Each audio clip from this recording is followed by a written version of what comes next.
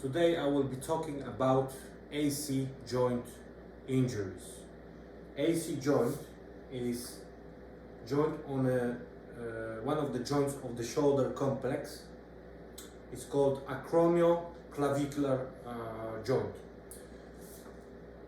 This is a shoulder blade, which is called scapula, and it has two processes. So acromion process and coracoid process of the scapula. So one is higher, one is lower.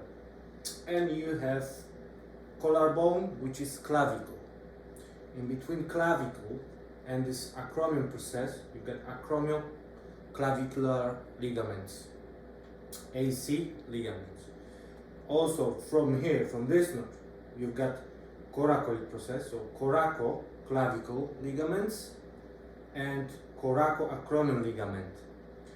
And what happens here is different degrees of injuries to the ligaments and also dislocations actually in relation to sprain or torn ligaments. Usually the injuries in jiu-jitsu happen to that joint, they happen while you fall directly on the shoulder, whether it's by a judo throw, takedown, very often when someone slams you, when you had your triangle locked on someone and they will slam you and you will have direct impact on the scapula or this part here. So those are the main reasons why this joint gets separated. So you got 6 grades of separations. And then first grade is just a partial tear of AC ligament here between the scapula, the acromion process, and clavicle. And let me just switch this up. Quite cool. So the second one is torn ligament of the AC joint. It can give you a little separation of that bone. So actually you can see something like that. You may at the beginning think that the clavicle is broken, which is not, but this can be quite serious, especially if you're a sportsman, sports person. You need to deal quickly with it. The third one is tear of this ligament here and those ligaments here, so coraco-clavicular ligaments as well, and then you get full dislocation of that joint.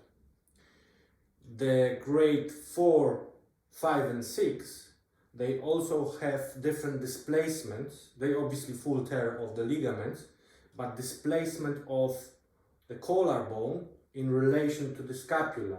So it can go posteriorly, it can go this way, it can go actually below or roughly at that area of coracoid process as well. And the 4, 5 and 6, the grades 4th, 5th and 6th, they require operation, medical procedure, surgery, but 1st, 2nd and 3rd usually don't require any surgery. It's been dealt with by a conservative approach, immobilization of that area. Usually it responds really well, unless you are a sportsman or doing any overhead activities. Let's say you're a thrower or if you have a job, let's say electrician, it can be quite tricky. And up to not so long ago, they used to perform procedures for grade 3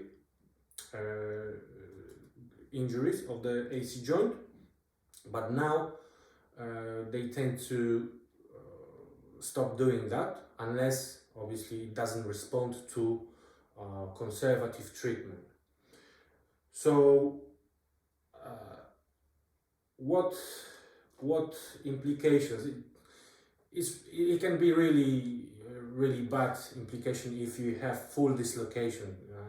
You've got different structures underneath. You've got very close to it. You've got brachial plexus. You've got arteries, veins, etc. Generally, you don't see that many complications after that, but it's possible. So as soon as you see any injuries to that joint, whether the bone pops up a little bit, don't try to squeeze the ball that sticks out of it. I could see people doing, can you press this, can you do? No. So it's just swellingness. The joint is slightly separated and it elevates because you've got trapped muscles, shoulder muscles, and they will pull that clavicle out of that bone here. So the sooner you go to hospital or to see medical profession, the better for you. Be careful when you throw someone, be careful when you slam someone. If you train jiu-jitsu, slams are forbidden, so don't do it. It's usually because of this injury and because of the neck injuries, so please take that in mind, and hopefully I will demonstrate you soon some exercises for that injury, for rehabilitation, although I always advise you to individualize your exercise plan, physiotherapy plan, physical therapy plan, because it can differ from person to person. So see the medical professional first.